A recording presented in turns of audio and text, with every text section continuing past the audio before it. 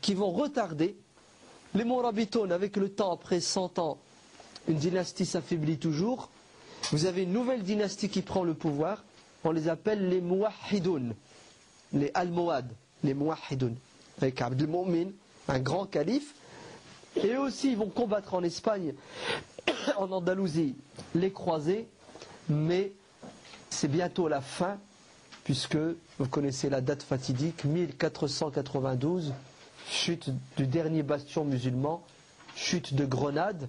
Les musulmans, il y avait déjà beaucoup de musulmans qui étaient sous la tutelle des chrétiens dans les autres villes. Les chrétiens avaient récupéré des villes, et beaucoup de musulmans sont restés des citoyens, des seigneurs chrétiens, en particulier la ville de Valencia, l'Est, sur la côte. Je ne sais pas si vous vous souvenez, le Cid, vous avez fait ça en littérature, le Cid, le Cid Campeador. Les Arabes l'appellent Cid Campeador. Hakada il l'appelle. Hada c'est Adouallah, Hada le Cid Campeador. C'était un mercenaire. Parfois il se battait à la solde des musulmans, parfois à la solde des chrétiens. Mais c'est un sanguinaire qui tue du musulman matin, midi et soir. Et c'est lui qui va prendre la ville de Valencia et qui va massacrer tout le monde. Et malgré ça, les musulmans, puisque ce sont des autochtones, c'est leur pays, ils restent. Certains fuient et se réfugient dans le royaume de Grenade. Donc le royaume de Grenade, c'est toute une région, c'est comme si je vous disais la région PACA, d'accord? Donc ils se réfugient, donc ils sont nombreux, et ils ont avec eux tous les artisans. Et ils ont avec eux surtout quoi? Des gens capables de faire des armes. Ils avaient des canons, les musulmans. C'est pour ça que le royaume de Grenade va durer pendant 200 ans. Les chrétiens n'arrivent pas à prendre, parce que ils ont les armes, ils ont la population, ils ont l'économie, etc. Mais qu'est-ce qui va faire que le royaume de Grenade va tomber? C'est encore la trahison, tout simplement. Toujours des brèches. C'est que un petit roi musulman qui s'appelle Abdullah al-Saghir, le petit, va être fait prisonnier. Ils vont lui faire un petit bourrage de crâne, un petit lavage de cerveau. Ils vont le lâcher dans la nature et lui donner les armes et les hommes pour combattre son cousin, Zaghal. Les musulmans vont se faire la guerre entre eux. Une fois affaiblis, les rois catholiques, Isabelle et Ferdinand, leur promettent la vie sauve s'ils se rendent. Les musulmans se rendent. Et qu'est-ce qui va se passer? De 1492 jusqu'à 1650, pendant 150 ans, ça va être le génocide d'un peuple. Alors, beaucoup de musulmans ont réussi à fuir. Ils sont allés se réfugier dans le Maghreb. Mais des millions sont restés. Et ça va être ce qu'on appelle l'inquisition. Mahakim ut-taftish, l'inquisition. C'est-à-dire, on va forcer les musulmans à abandonner l'islam. Et c'est terrible. Vous verrez les lois qu'ils ont promulguées, éditées, des lois à dormir debout. Alors, bien sûr, toutes les mosquées sont transformées en églises. Il n'y a plus de mosquées. On est d'accord? Mais des trucs à dormir debout. Ils interdisent aux musulmans de parler l'arabe. Quelle langue voulez-vous qu'ils parlent? C'est la seule langue qu'ils connaissent. Donc vous imaginez, du jour au lendemain, tu ne peux plus t'exprimer. Pour ça, les musulmans vont inventer une nouvelle langue. Un mélange d'arabe et d'espagnol qu'on appelle, ils l'appellent l'alma-ries. C'est un mélange d'arabe et d'espagnol. Mais le pire, vous savez ce qu'ils leur interdisent? Ils leur interdisent la tenue vestimentaire. Les musulmans, ils étaient raffinés, c'était des nobles, des bourgeois. Ils étaient en avance par rapport aux autres qui s'habillaient. On leur interdit leur tenue vestimentaire. On interdit aux femmes le voile, bien sûr. Mais mieux, vous savez qu'est-ce qu'on leur interdit? Et ça, c'est étonnant. On leur a interdit de mettre des portes à l'entrée des maisons. Les musulmans n'ont plus le droit d'avoir une porte. Comme ça, n'importe quel chrétien peut entrer à l'improviste et prendre en flagrant délit un musulman d'islam. La police, l'inquisition, pas le droit d'avoir une porte, pas le droit de se laver. Il y a un musulman qui a été pris en flagrant délit de bain, il a été arrêté, condamné et brûlé. C'est comme ça qu'on les exécutait, brûlés en place publique. Et quand il leur disait, je ne suis pas musulman, je me suis lavé parce que je fabrique des tuiles, je suis sale. Il leur dit non, tu es musulman. Et c'est vrai, il était musulman, parce qu'il cachait leur islam. Les musulmans ont réussi à développer un réseau d'apprentissage souterrain. Les mosquées étaient sous terre avec les al-Faqiyes, al-Fuqaha, qui enseignaient le Coran sous terre et qui pratiquaient la religion sous terre. Et cette langue qu'ils ont inventée leur servait pour véhiculer la religion. Mais avec le temps, après 100 ans, 150 ans, ouvrez vos oreilles, 150 ans de répression, de massacre, hein, les musulmans sont encore musulmans. Il y a même des révoltes de musulmans dans la chaîne de montagnes qui se trouve au sud de l'Espagne, les Al-Bukharas, Al-Busharat, on dit en arabe. Des musulmans qui s'appellent Domingo, qui s'appellent Juarez, des Moujahidines. Naam, ah oui, ils ne pouvaient plus porter de nom à consonance arabo-musulmane. Et ils se révoltent, mais tout est écrasé. Dieu merci. Entre-temps, les Ottomans ont pris le pouvoir. Nouvelle dynastie, les Ottomans. Et les Ottomans aident un peu leurs frères.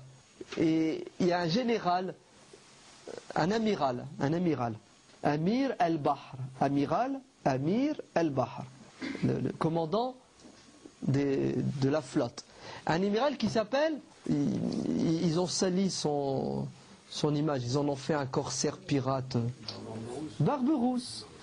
Barberousse le méchant, ouais, le pirate. Qui est ce Barberousse? C'est Khayruddin. Khayruddin, il s'appelle. Il a été délégué par l'armée turque, pourquoi? Pour justement rapatrier les musulmans d'Espagne, d'Andalousie. Avec sa flotte, il attaquait la flotte chrétienne et permettait aux musulmans de quoi? De se sauver et de venir. Et en 1724 ou 25, je ne sais plus exactement la date, on a découvert, c'était les derniers 6 musulmans à Madrid. Ils ont été tués, brûlés. Fini. Plus aucun musulman dans cette région. Alors, il n'y a pas que cette partie que les musulmans ont perdue, ils ont perdu beaucoup d'autres parties du monde, de leur territoire musulman. Ils avaient déjà perdu la Sicile bien avant. Sicile qui avait été conquise dès les premiers temps de l'islam par Assad ibn al-Furat, Al-Qadi al-Assad, il y avait 80 ans. Et cette Sicile qui était devenue une partie du monde musulman où grouillait le savoir. Et d'ailleurs Frédéric II, l'empereur de Prusse, qui lui va grandir en Sicile. Il connaîtra l'arabe, il connaîtra la littérature, les sciences musulmanes. Il va devenir roi d'Allemagne, de Prusse. Je crois que c'est la 6e croisade. C'est Frédéric II qui va mener cette 6e croisade. C'est une croisade étonnante. Primo, le pape va excommunier Frédéric II, il le considère comme quelqu'un qui n'est plus chrétien. Et d'ailleurs, Frédéric II ne s'est jamais dit chrétien, il était plus un libre penseur athée. Et quand il arrive, il débarque dans le monde musulman, vous savez qu'est-ce qu'il fait Frédéric II? Il vit en parfaite cohabitation et convivialité avec les musulmans, parce qu'il connaît les musulmans, il a grandi avec eux en Sicile. Il connaît parfaitement l'arabe. Et il dira, ce sont eux les gens civilisés, les musulmans, et non pas nous, les chrétiens d'Europe, qui sommes des sanguinaires et des barbares. Pour ça, cet homme, c'est un personnage très troublant. Certains disent qu'il était musulman, d'autres disent non. Peu importe. En tout cas, toutes ces îles de la Méditerranée vont tomber les unes après les autres.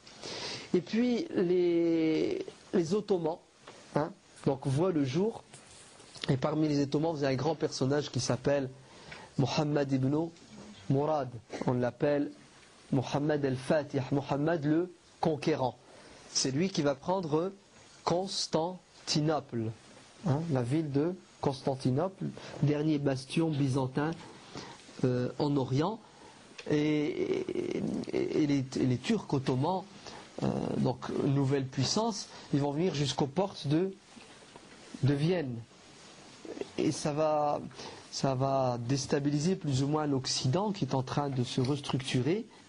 Et les Ottomans n'auront pas la main mise sur tout le monde musulman. Il y aura toujours certaines régions qui seront indépendantes. Par exemple le Maghreb. Le Maghreb Aqsa, c'est-à-dire le Maroc d'aujourd'hui. L'Algérie, elle sera sous la domination des Ottomans, le Nord, l'Égypte, le Moyen-Orient. Mais il y a des bons califes, il y a des mauvais califes. Pour une anecdote toute simple, pour vous dire qu'il n'y avait pas que des bonnes choses dans l'histoire du monde musulman, ce qui s'est passé avec les Abbassides va se répéter avec les Ottomans. Et à un moment donné, c'est l'armée qui va gouverner. L'armée, une partie de l'armée, ce qu'on appelle les janissaires. Les janissaires, c'est-à-dire des soldats qui ont été formés depuis la tendre enfance. Ils vivent pour le calife et ils meurent pour le sultan, le calife. Et ce sont ces janissaires qui vont détruire eux-mêmes l'Empire ottoman, puisque les califes ne serviront plus à rien. Ce sont eux qui vont diriger les guerres entre eux, les injustices et tout ce que vous voulez.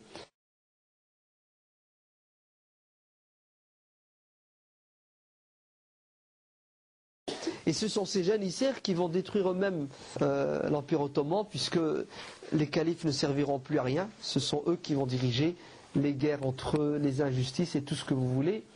Mais un exemple, c'est lui-même, Mohammed al-Fatih, que Dieu lui pardonne, malgré le bien qu'il a pu faire, qui va promulguer une loi étonnante. Vous savez laquelle?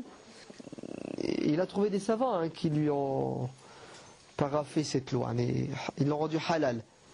La possibilité d'exécuter ses frères. C'est-à-dire, le calife a le devoir de tuer tous ceux qui sont prétendants au trône, ses frères. Pourquoi? Pour éviter la fitna. Ils vont grandir, ils vont chercher le pouvoir. C'est pour cela y avait des endroits où on enfermait ces gens-là. Ils étaient nourris, ils n'avaient pas de contact avec l'extérieur, et la plupart du temps ils étaient exécutés. Donc ça va être quoi? Ça va être des hauts et des bas, alors des grands califes qui ont fait beaucoup de choses.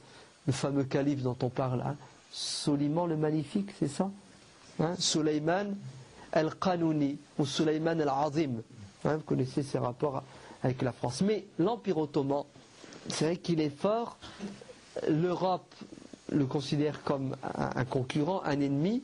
Donc ça va être une course contre la montre pour justement détruire cet empire. Alors qui? L'Europe occidentale et la Russie. Donc l'Empire ottoman est pris entre l'enclume et le marteau. Et puis on va le grignoter, si bien qu'au XIXe siècle, les Anglais, les Français, même les Grecs vont s'infiltrer dans cet empire et puis vont faire ce qu'ils veulent. Ils vont l'affaiblir. Et puis c'est la colonisation. La colonisation au XVIIIe siècle, qui avait déjà commencé bien avant, depuis 1492. La colonisation a commencé puisque les Portugais et les Espagnols, quand ils vont prendre l'Espagne, ils vont tout de suite s'attaquer à quoi? Au Maghreb. Et il y aura la fameuse bataille des Trois Rois. La bataille des Trois Rois, parce qu'il y aura 3 rois qui vont tomber dans cette bataille, le roi musulman et 2 rois chrétiens. Bon, alhamdoulilah, ils vont être défaits, les colons, mais c'est tout, ils ont un pied, la fameuse ville de Mogador,